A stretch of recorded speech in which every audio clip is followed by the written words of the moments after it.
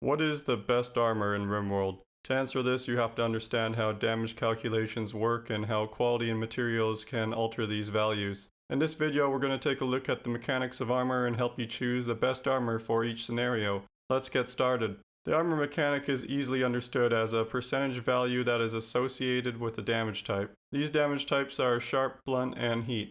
When you get hit with damage, it rolls a dice to determine if that armor layer stops the damage or not. This dice has values between 1 to 100, and if the dice value is less than half the armor percentage, it does 0 damage.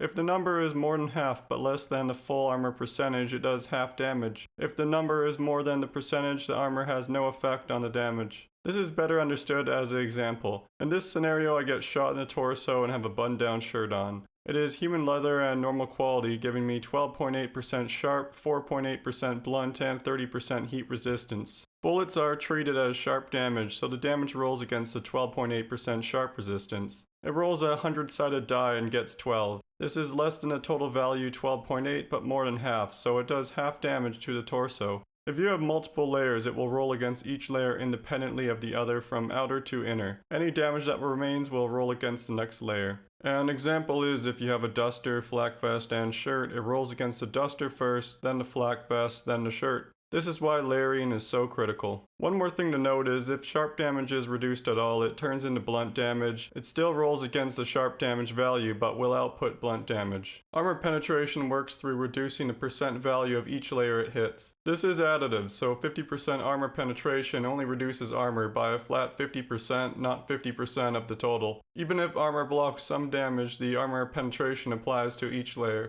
This means that having good armor is critical at preventing high armor penetration weapons from guaranteeing damage on hit. Flame damage uses the same system as the others, but if it deals any damage at all, it has a chance to set a pawn on fire.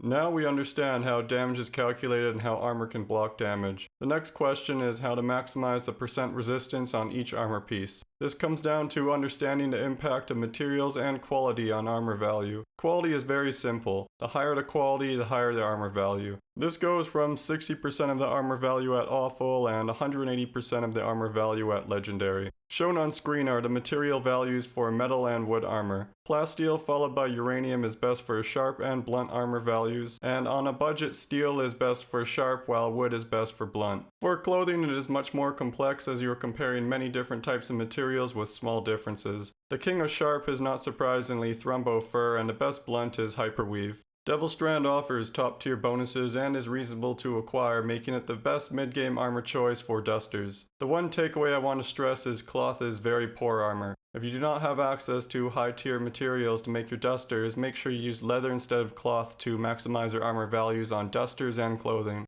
Body coverage of gear is important, but you don't need to understand the specifics to be efficient. The torso is the most likely to get hit, and while helmets are useful, the chance of a headshot is actually relatively low. This does not mean that you should ignore head slot armor, but you should use your best materials in the areas that are more likely to get shot, such as the torso. Durability is very easy to understand. Each item has hit points and the durability value is a percentage of the total hit points. Every 4 damage taken causes 1 HP loss on the armor, and worn apparel has a 40% chance of losing 1 HP a day. Damage to armor is calculated using the raw damage, so even if you deflect the damage source, it still causes armor damage. If your outer layer deflects the damage, anything worn under would receive no durability damage. So what gear should you make at what stage? While every scenario is different, there are some general gear loadouts to aim for. Keep in mind that these will vary significantly based off your biome and the insulation that your biome requires. For early game, you want to get your pawns into leather dusters, button-down shirts, and pants. I stress leather as cloth does not provide good armor values. The goal mid-game is to acquire flak vests and upgrade your dusters, shirts, and pants to Devil Strand or the best leather available. You should be aiming to maximize the quality of armor pieces via training your crafter, as this will strongly increase your armor values. Late game comes down to marine armor for ranged colonists and recon armor with a shield belt for melee colonists. Royal pawns also have the choice of prestige armor, which gives some sidecasting benefits and satisfies the apparel requirements of nobles.